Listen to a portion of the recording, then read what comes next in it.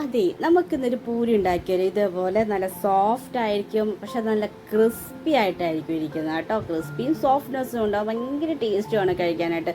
കറികളൊന്നും ഇല്ലാണ്ട് നമുക്ക് ജസ്റ്റ് ചായ ഒക്കെ ഉണ്ടെങ്കിൽ അതിൻ്റെ കൂടെ ഇങ്ങനെ കഴിച്ചുകൊണ്ടിരിക്കാം. അതിന് വേണ്ടിയിട്ട് ആവശ്യത്തിന് നമുക്ക് ഗോതമ്പിൻ്റെ പൊടി എടുക്കുക. ഓക്കെ, ഇതിനകത്തേക്ക് സോൾട്ട് ഇടുക, കുറച്ച് ടേസ്റ്റ് അതിൻ്റെ അറിയാലോ, അതിൻ്റെ പാകത്തിനനുസരിച്ചുള്ള സോൾട്ട് ഇടുക.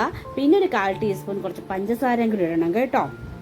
എന്നിട്ട് ഇതിനകത്ത് ക്രിസ്മസ് നടത്താൻ വേണ്ടിയിട്ട് നമ്മൾ റവയാണ് ഇടുന്നത്.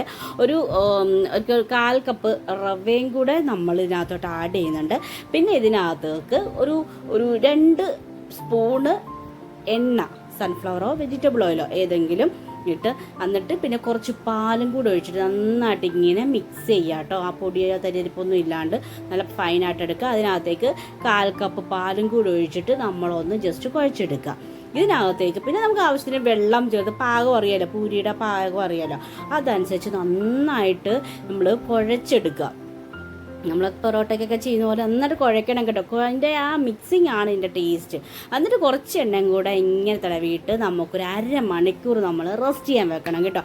റെസ്റ്റ് ചെയ്ത ശേഷം നമുക്ക് പരത്തി ഇതുപോലെ ഫ്രൈ ചെയ്തെടുക്കാം. എൻ്റെ പൂരിക്കൊന്നും ഇത്ര ഷേപ്പൊന്നും, വട്ടത്തിൻ്റെ ഷേപ്പൊന്നും കിട്ടുക. ചപ്പാത്തിയും പൂരി എന്താണെന്നറിയില്ല, എനിക്ക് വട്ടത്തിലുള്ള ഷേപ്പ് കിട്ടുകയില്ല. പിന്നെ ഉള്ളത് വെച്ച് കറക്കി എടുക്കും. അതാണ് എൻ്റെ ഷേപ്പ് കേട്ടോ.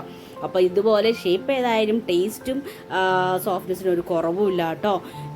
എല്ലാം പല ഷേപ്പായിരിക്കുമേ, കറക്റ്റായിട്ട് സർക്കിളൊന്നും കിട്ടത്തില്ല.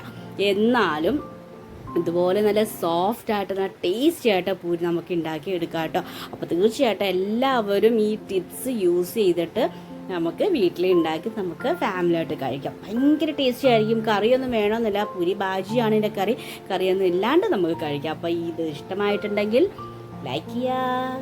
Thank you.